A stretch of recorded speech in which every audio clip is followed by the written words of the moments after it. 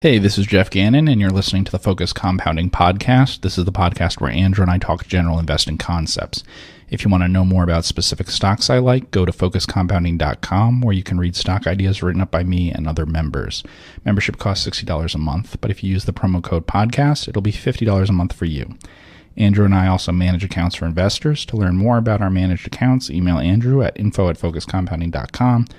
or text or call Andrew at 469-207-5844. That's 469-207-5844. And now here's Andrew with your regularly scheduled podcast. Welcome. How is everybody doing out there this week? Hope you are doing well. My name is Andrew Kuhn, Focused Compounding Podcast, co-founder of Focused Compounding Capital Management and the website. Mr. Geoff Gannon, how's it going over there? It's going great. How's it going with you? It is going great. It's 90 degrees outside today in Dallas. In Texas, yeah. In Texas, it is heating up. So it's the first really hot day we've had. Yeah, my family's from Chicago, and I think they said it was like 45 degrees still out there. It's 90 degrees today, so it's starting to heat up here. We hope everybody is having a great week. If you do want to get access to our weekly memos that we send out, go to focuscompounding.com. You could sign up for free. If you do become a member, use the podcast promo code, which will take $10 off the subscription price. You get a bunch of write-ups from Geoff and a few other members, and you also get a premium memo about once a week that shows a watch list of stocks that Geoff is currently researching and working on. Yeah, and the free memo, which is to give your email address for, I revamped that, and now it's really long. It used to be short, and now it's a couple thousand words. Yeah, like when you sent it to me today, I was like, wow. That's why I asked you first question when I saw that. I was like, how long did that take you to complete that? So it's more like now it's article length, definitely, yeah. It's super, super good. So if you are interested in that, definitely go to Focus Compounding, enter in your email, and you will get that in your email box every week. If you are on Twitter, I do tweet out a bunch of content. Follow me at Focused Compound on Twitter. Okay. So sort of the theme lately has been we've been answering a lot of questions from a lot of people. And, we don't want that to become too redundant, but I also think it's good because it's, we're answering what is on a lot of our viewers' minds. Right. And it also gives us content. And it's just good because we don't want to just do this for you and I. We're doing this for other people, obviously. And people are now sending it in without any mention that we're doing Q&A. They send in all the time now. Yeah, absolutely. So if you want to have a question answered, just DM me on Twitter. And even if I don't answer to it, I'm going to pull it probably the next time that we are going to do a Q&A because it's good for us to talk about what a lot of people are interested in, I think. Right before we sit down to record, we always check what questions we've had. Yep. So if you're interested in that, just definitely give me a DM. So we'll just roll right into it, and we will answer a bunch of different questions. So the first one, this is actually on a stock that we personally own, and I think people have asked us this before. It says, so when you're looking at a stock like Kool, K-E-W-L, but I guess this also relates to other dark stocks as well. He says that doesn't report with the SEC and has non-PCAOB audits.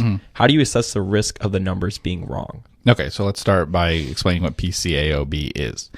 PCAOB is public company accounting oversight, and a board. Yeah, I was going to say board. Yeah, there's another letter there, but the point is, what that refers to though is the auditors who audit a public company. So in that question, the point is if you don't have those reports, and so I go to that website, and just so people know this, there's a website where you would be able to look up information on the accountants of any firm that you have, any company that you have, because they will say in the financial statements who their accountant is. That's who's signing off on the, there's a page that appears right before the financial statements and the accountant signs off on it. That name is something that you can look up, and they are inspected through a sampling process. They sample a few of their audits, usually like maybe 5 or something they'll pull. And then then you're seeing an inspection report that says if there were any issues with those audits, if there are any violations and things like that. You also find out other things that can be more serious than that. In fact, I wrote up a company, I won't say the name of the company, but on the pay website, and a reason why I passed on the stock in part was because the auditor was banned from auditing public companies because of something related to audits of that company. Kind of sketchy, yeah. Yeah. So that's unusual. And then they replaced him with a auditor at the same firm. Yeah. Which I think was probably a 2-person firm, although I can't confirm that. So, and they did disclose that there had been a connection between the two, but they did not disclose that the reason he resigned was because, as the auditor, was because he could no longer audit a public company, and it was because of audits that they had on that particular company. So anyway, normally it doesn't give you detailed information about a particular public company's audit. It'll just refer to them as like issuer A, issuer B, but it gives you plenty of information about the auditor. Okay. Sure. Including things like the size of how many public companies they audit, things like that. So it's a good thing to look at. And you're usually going to find, if it says, that they audit 13 different public issuers, that's a lot more comforting than, one, and it's the one you're looking at. So first of all, in the case of Cool, actually they switched to Grant Thornton, which is a really big accounting firm. Recently. So, yeah, just for this most recent statement. Yeah. Yeah, they just did it. So actually the one that was just released, they had switched to them, and they probably switched to them pretty late in the process there. Because we know when they announced it, they had said we're going to switch, and then I noticed that the financial statements for this year, which just ended, actually already had Grant Thornton as the auditor. So they did switch it. But you're often looking at companies that don't. So the issue, let's see, you kind of read what management says and gather some ideas about whether you think management is candid and things like that. You look at some of the accounting things. For instance, giving the example of the company I will not name, it wasn't just that they had an auditing thing. I actually looked up the auditor specifically, trying to find a connection between two people at the firm because of something else that was in the company statements, which was like a factoring agreement that they had with some of their receivables, but as part of the collateral, they used inventory. So it was secured in part by inventory, although the actual amount of borrowing they were allowed to do was related to the receivables. But I was concerned because the amount of inventory they had grown a lot, and was a lot of raw material inventory. And so that kind of thing is, I don't know, it's just inventory accounting, and when you have you're reporting a lot of earnings, which are just more and more raw materials that you're buying, and then that's how you're borrowing from a bank, is related to what levels of inventory you say you have. That starts to get into issues of things that you go, okay, the accounting here is important and stuff like that, and it could be unusual. So when you see that, that's a big sign. And then the other thing is just like, if the accounting looks aggressive or conservative. Sure. I've looked at companies that have oddly conservative accounting sometimes, where they seem to be writing things off faster than they should and things like that. And I've seen some that might be aggressive. In that case, it might be aggressive. A lot of things are just if the stock is promotional in any way, stuff like that. Other basic things we've talked about before, are they incorporated in Nevada? That's usually a negative. Were they any sort of reverse merger where they went into another company? In this case, we're talking dark stocks. So what you would have instead is the circumstances under which they went dark. So were they once a public company, some things happened, and they decided to stop filing with the SEC? Or is it like some of the stocks that we have that were not filing with the SEC many, many decades ago? So I mean, there are dark stocks that have been public for 50 years and not filed with the SEC, which is a very different group. Can you explain for the listeners, because we've had so many discussions about this, why companies that incorporate in Nevada is sort of a red flag for you? Yeah, so it's just a legal thing. I mean, I'm sure there are plenty of wonderful companies in Nevada, and if you're doing business in Nevada, that's fine. But if you're in a state somewhere else and you're incorporating Nevada for much of the same reasons that you'll notice most or many public companies you look at are in Delaware, even though they have nothing to do with Delaware. Yeah. That's to take advantage of certain corporate law stuff in Delaware. Well, in Nevada, my one concern is that it's to take advantage of certain laws about fraud. Yeah, it's interesting you say that, because a couple of weeks ago I came across, it was like a pump and jump type of stock, and when I was looking at their filings, it went from like 1 to 10. It was like an email pump or one of those scammy companies, and they were corporate in Nevada. Yeah, so I mean, I'm not a lawyer, can't speak about this, but I would say that if you were an executive who was concerned that you might be held personally responsible for some sort of fraudulent acts undertaken by a corporation, because normally what would happen is that you would not be personally held responsible for certain corporate acts unless there was something like fraud involved. And I think that it would be harder to prove that there was, and to hold you personally responsible in Nevada than in some other states. So there's your free legal advice. Yeah. So anyway, I think the best thing to see is that the company is incorporating the state that they've always been in. I think that's always the best one. As far as the auditor thing, the one other thing is if they have an auditor who at least is also in the same place they are, that would help me out a lot. I would think it odd, and I've seen it before, where you have an auditor that seems to have no connection to the business, and is in a completely different part of the country or something like that. That's really odd. If you're a small company, then you should have plenty of accountants around you that could audit you, and you would think that they would. So if you're, in New York City, and you've always been in New York City, then I would expect that you might have an auditor who's in that same area, and not, in Buffalo.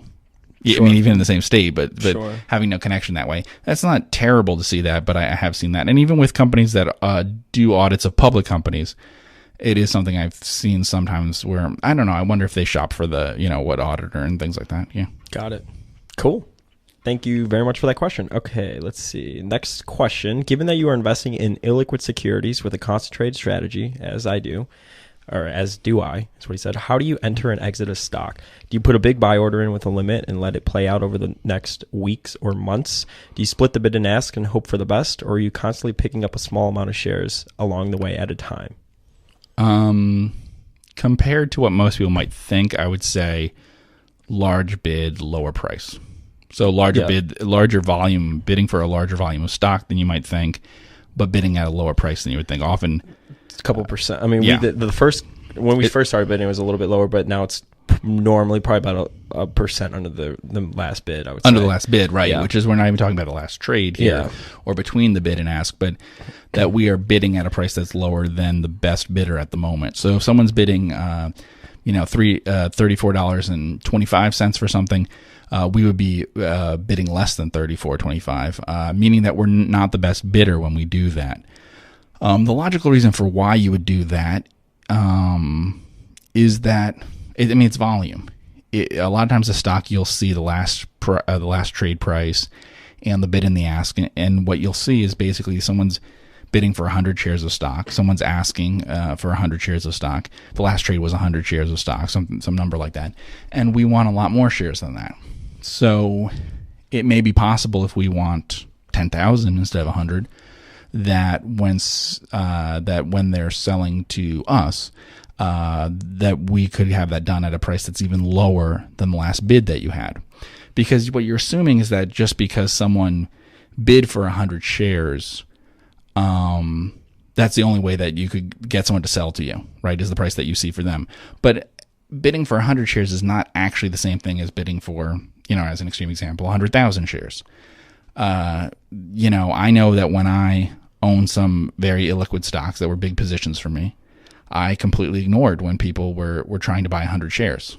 I would not, sell my position in little dribs of 100 shares at that time. But if someone wanted 10,000, then that's a different story. And so that can be the case. Yeah. And you don't want to move the price. On the other hand, there's stuff that people would say, depending on the stock, you might not want to bid in certain ways. People might be concerned that their bids give away too much information about what their plans are. That people would see that there's someone trying to bid for a large amount of stock, stuff like that.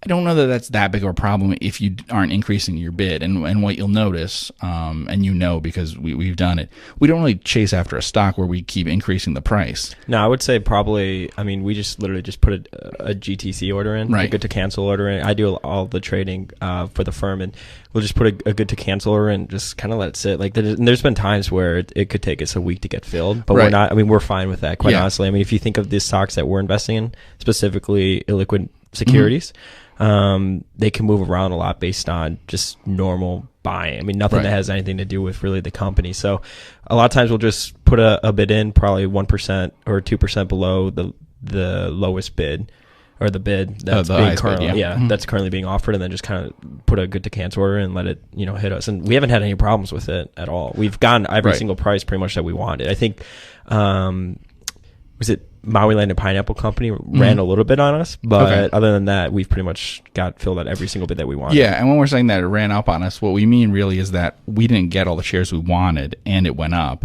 Not that each day we had to increase it to buy more, because that's the difference here. Is that I am willing at times to buy at much higher prices than the current price, but what we don't do is keep adjusting the price to try to get the volume to get traded now.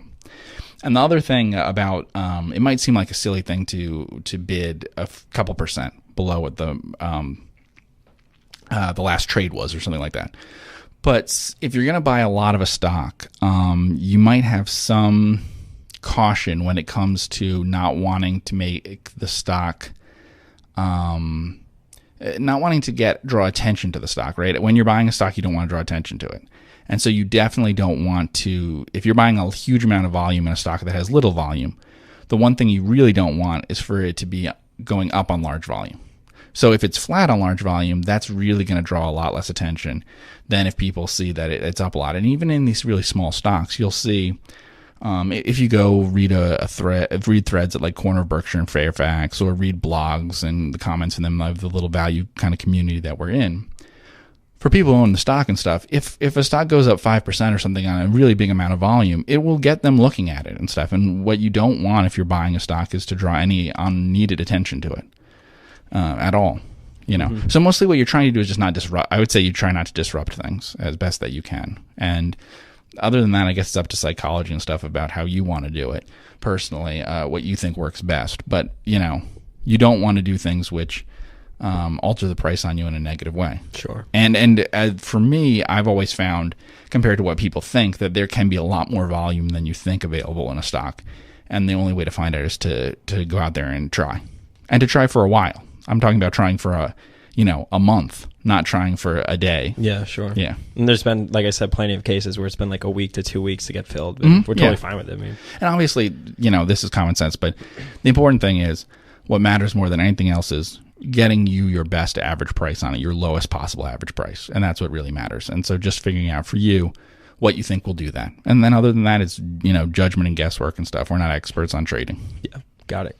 Next question. He has a question on the timing of purchases of spinoffs. He said, how do you and Geoff decide when to buy a spinoff, assuming you want to? Greenblatt discusses that a lot of spinoff returns may come in year 2. So what does this mean for buying? Should you buy in year 1? If so, when? Right after the spinoff, a few weeks after, 3 or 4 months later, or perhaps even later? If I had just the timing on spinoffs. Yeah, if I had to guess, I'd probably guess 12 months later. That's not necessarily when we do it. The answer for a stock generally is, if it has a price that you love, buy it now. If you're sure you love the price now, buy it now, because it might change on you in a bad way. So if you can live with it going nowhere for a year, that's fine, or going down, that's fine. You can afford to be early. But yeah, as a rule, I think it might be true that a full year after a spinoff would be when you get some of the maybe, how should I say this? The most increase per year probably happens after year 1. Even if the stock does increase in the first year, it probably increases more rapidly in years 2 and 3 and things like that. But also, spinoffs have very different sorts of profiles about things. I mean, for instance, KLX Energy Services was a spinoff, and it's done a lot of acquisitions and stuff since the spinoff. So it's, you watch it carefully and you try to figure out things. Have I ever considered buying KLX? There was a brief moment where it got really, really cheap, and then I paid a lot of attention to it. That didn't last very long.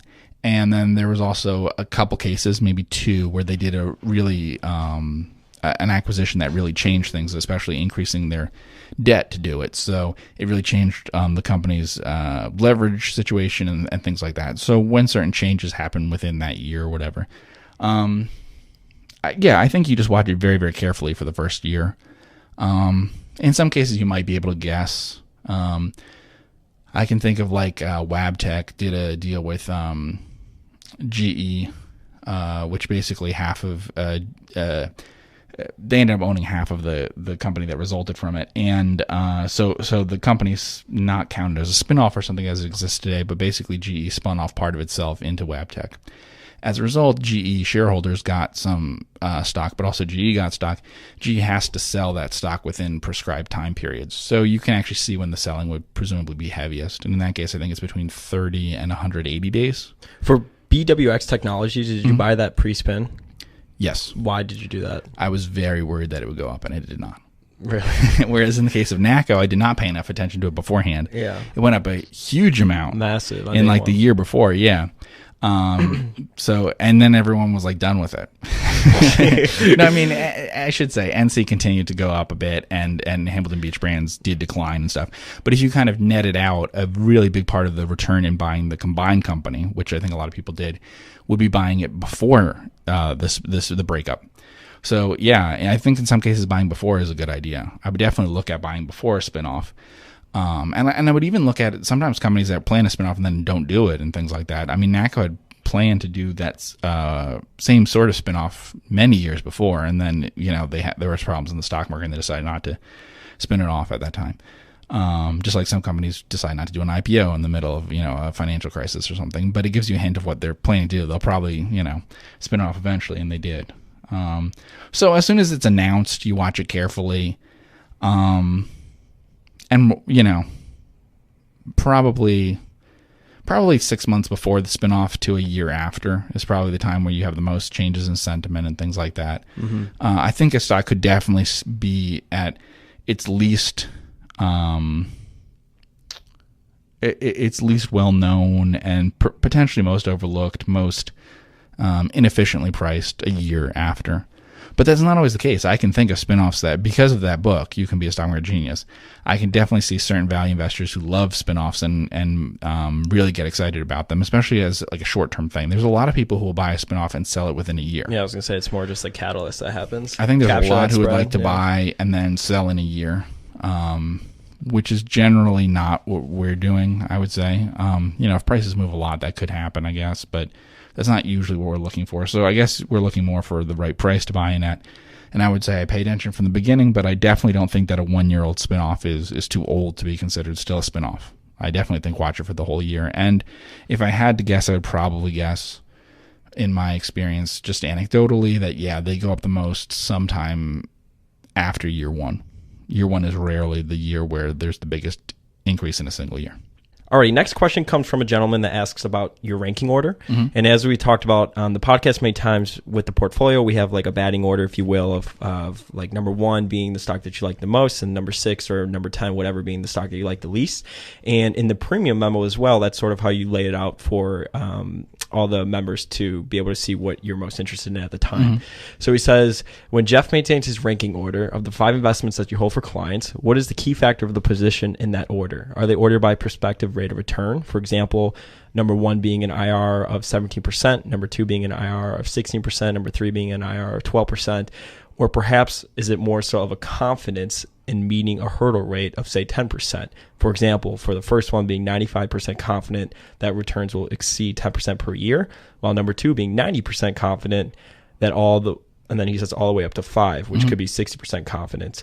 Or perhaps is it based on overall riskiness? So basically he's asking, how do you think about it in like the ones that you think you're going to make the most money on? Is it more so the ones that you feel highest probability that you'll make money on? How do you think about it? It's the one I feel most comfortable holding. So it's definitely not the IRR one. There are many times where I might think that a stock has a potentially high IRR, but I guess a way that is easy to think about it is, what if I woke up tomorrow and the stock had dropped a lot on some sort of bad news that I couldn't have predicted or something, right? So what if you hear that this company is restating its financial statements, or that it's suddenly going to do something else that you're not expecting? It lost a big customer or whatever, those sorts of things.